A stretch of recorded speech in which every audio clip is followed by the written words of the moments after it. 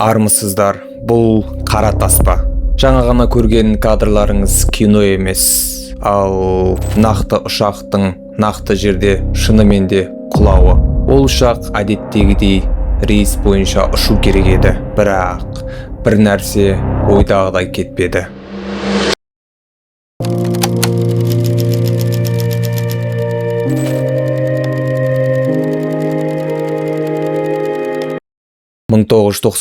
жылдың қарашасы. Эфиопияның астанасы Аддис Абеба. Боинг 767 лайнері Найробиге, одан әрі Лагос пен Абиджанға бағыт алу тиіс еді. Бортта 163 жолаушы бар. Олардың арасында дипломаттар, өз ісімен бара жатқан бизнесмендер және демалысқа шыққан отбасылар болды. Бірақ бұл адамдардың ешқайсысы бірнеше сағаттан кейін олардың өмірі 3 жас жігіттің қолындағы ойыншыққа айналатынын сезген де жоқ. Бұл рейстің аты 961 рейс. Авиация тарихындағы ең таңғаларлық оқиға ретінде қалады. Неге? Себебі бұл ұшақты басып алғандар кәсіби террорист емес, ал өз қиялдарына сенген ессіздер еді. Ұшудан 20 минут өткенде салонның тыныштығын айқай бұзды. 3 жас жігіт орындарынан атып тұрып, кабинаға қарай жүгірді. Олардың қолдарында қолдан жасалған бомбаға ұқсайтын зат және қарапайым арақ бөтелкесі болды. Бұл 3 адам Эфиопия түрмесінен жақында ғана шыққан қылмыскерлер еді. Олардың есімі Алемейху Бекеле, Матиас Соломон және Султан Нури. Олар өздерін мемлекетке қарсы топ деп атағанымен, шын мәнінде олардың ешқандай саяси жоспарлары болмады. Олардың жалғыз арманы Австралияға жету еді. Неге Австралия? Олар ол жерді жұмақ деп есептеді және сол жақтан саяси баспана алғысы келді. Бірақ олардың бір үлкен қателігі болды. Олар географияны да, авиацияны да мүлде білмеді. Капитан Леул Абате, тәжірибелі ұшқыш. Ол бұған дейін де 2 рет ұшақты басып алу оқиғасын басынан өткерген. Бірақ мынадай ессіздікті бірінші рет көрді. Қарақшылар оған қаруды тамағына тақап, Австралияға ұш деп бұйырды. Абате оларға сабырмен түсіндіруге тырысты. Жігіттер, бізде тек Найробиге дейін жететін жанармай бар. Бұл бактың тек ширегі ғана. Австралияға дейін 10 сағаттық жол, ал біз 2 сағаттан кейін құлаймыз. Бірақ қарақшылардың жауабы капитанды есеңгіретіп жіберді. Олар порт журналын көрсетіп, өтірік айтпа. Мұнда Боинг 767-ның 11 сағат ұша алатыны жазылған, деп айқайлады. Олар жанармайдың баққа толық құйылмағанын, ұшақ тек қысқа қашықтыққа дайындалғанын түсінгісі келмеді. Олар үшін ұшақ жанармайы таусылмайтын үлкен бір темір ойыншық сияқты көрінді. Осы сәттен бастап 961 рейс өлімге бет алған ұшатын табытқа айналды. Капитан Абате өте қауіпті әрі ақылды ойын бастады. Ол қарақшыларға бағынып, Австралияға бара жатқандай кейіп танытты. Бірақ шын мәнінде ұшақты Африка жағалауын бойлай оңтүстікке қарай бағыттады.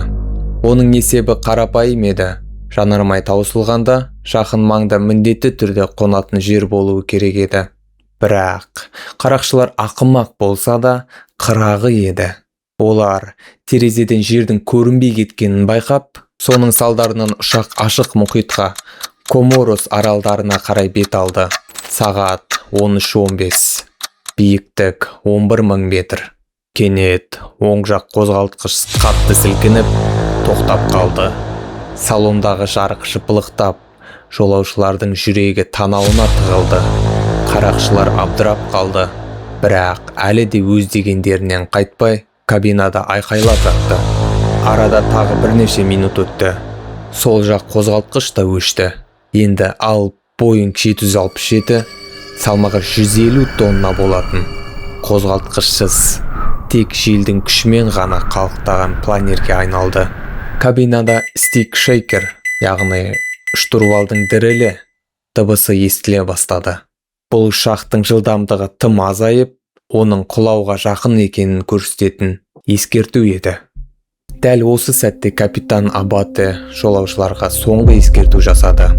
Бәріңіз құтқару кеудешесін киіңіздер, бірақ оны ұшақ ішінде үрлемеңіздер. Тек суға шыққанда ғана үрлеңіздер. Бұл өмір мен өлімді айыратын сөздер еді. Бірақ үрей билеген адамдар капитанның сөзін дұрыс естімеді, немесе соңына дейін түсінбеді. Жолаушылардың көбі салонда отырып-ақ кеудешелерді үрлеп тастады. Олар мұның соңы неге әкеліп соғатынын білген жоқ. Сағат 13:41.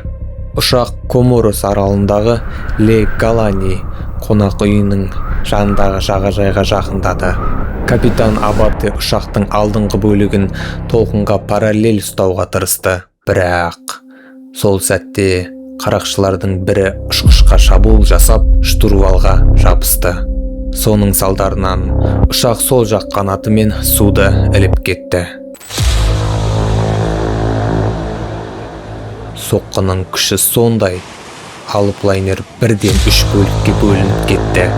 Су салонға жойқын күшпен кіріп кетті. Міне, дәл осы кезде әлгі кеудешені ерте үрлеу қателігі өз жемісін берді. Ұшақ аударылып, ішіне су толғанда үрленген кеудешелері бар адамдар су бетіне, яғни ұшақтың төбесіне қалқып шықты. Олар су астында қалып қойды. Кеудеше оларды жоғарыға итеріп, су астынан шығуға мүмкіндік бермеді. Олар өздерінің құтқару құралдарының тұтқынына айналды. Осы қателіктен ондаған адамдар суға батып кетті. Бұл апатта 125 адам қаза тапты. Олардың ішінде әлгі 3 қарақшылар да болды. Олар өздері армандаған жұмаққа жетті, бірақ ол мүлде басқа жұмақ еді. Капитан Леул Абате мен екінші ұшқыш аман қалды. Абате кейіннен халықаралық авиация қауымдастығының ең жоғарғы марапатына ие болды.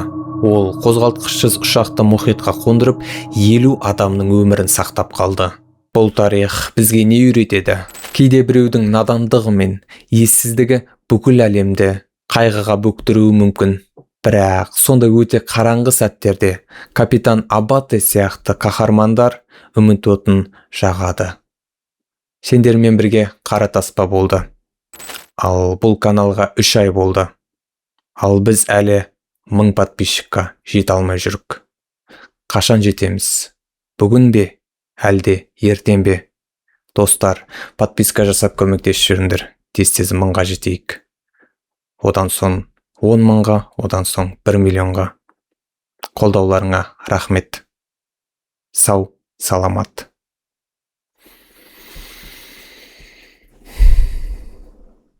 Айтпақшы, келесі видеоны не жайлы түсірсе болады, комментарийге жазып кетті.